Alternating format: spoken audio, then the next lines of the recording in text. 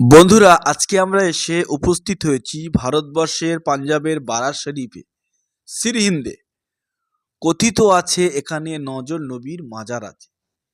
এখানে এসে আমাদের সাথী সঙ্গীদের নিয়ে সমস্ত মাজারগুলি জিয়ারত করার পর এখানকার সমস্ত দৃশ্যগুলি এই ভিডিওতে তুলে ধরেছি।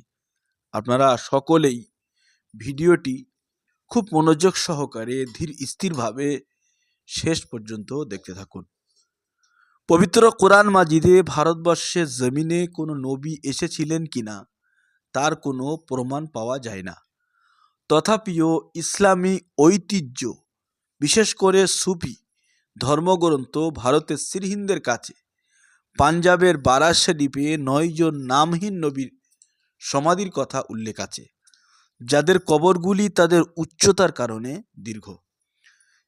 হিন্দু ধর্মে বেদে ভরদ্বাজ, বশিষ্ঠ এবং গৌতমের মতো সপ্তর্ষিদের ৭ ঋষির কথা উল্লেখ আছে, যাদেরকে ঐশ্বরিক প্রত্যাদেশ গ্রহণকারী হিসাবে বিবেচনা করা হয়। কিছু বৌদ্ধ গ্রন্থে আরও বৈদিক ঋষির উল্লেখ রয়েছে, যা ৯ বা ১০ জনের কাছাকাছি।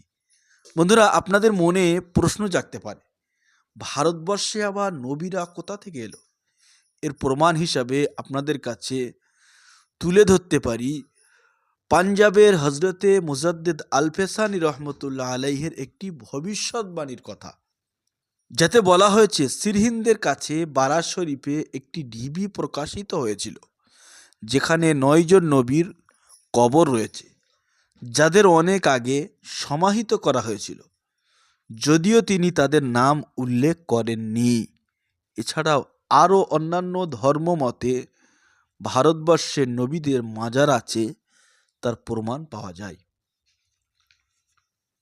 তবে আমরা এখানে এসে স্থানীয় মানুষজনের কাছ থেকে জানতে পারি পাঞ্জাবের বারাত শরীফে নবীদের মাজার আছে এবং এইগুলো হলো সেই সমস্ত নবীদের মাজার।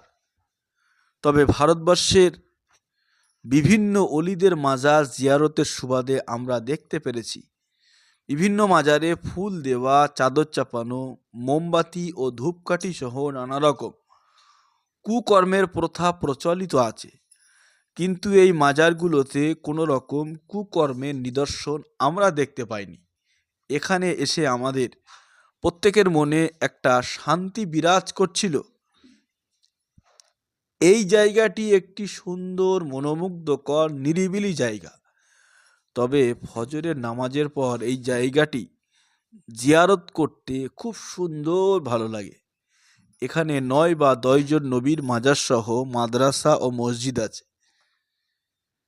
এখানে যেই মসজিদটি আছে সেই মসজিদটি আমরা জানতে পারি যে ওই সমস্ত নবী আলাইহিমুস সালামদের সময়কারের মসজিদ।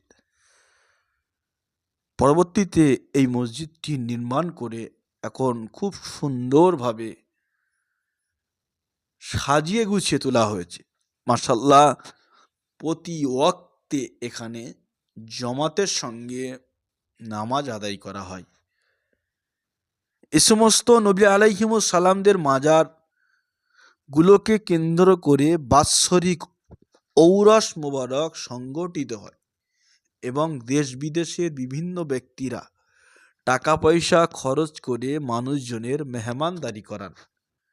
আমরা একটা সময় এই ঔরসের সময় এসে হাজির হয়েছিলাম এবং দেখেছিলাম দেশ বিদেশের বিভিন্ন রাজ্যের মানুষজন এই ঔরসের সময় এসে এখানে অকাতরে তারা অর্থকড়ি বিলি করেন এবং বিভিন্ন খাদ্য সামগ্রী রান্না করে মানুষজনকে তাবারক হিসাবে তারা আপ্যায়ন করেন। তবে আপনাদের কাছে আমরা বলতে পারি সর্বশেষ এই জায়গাটি একটি খুব সুন্দর, মনোরম, শান্তপূর্ণ একটি শান্তির জায়গা, জিয়ারতের একটি উপযুক্ত জায়গা। আপনারা সকলে ভালো থাকুন, সুস্থ থাকুন।